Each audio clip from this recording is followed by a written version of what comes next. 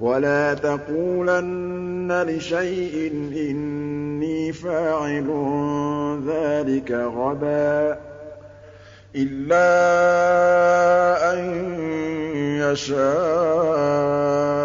اللَّهُ ۚ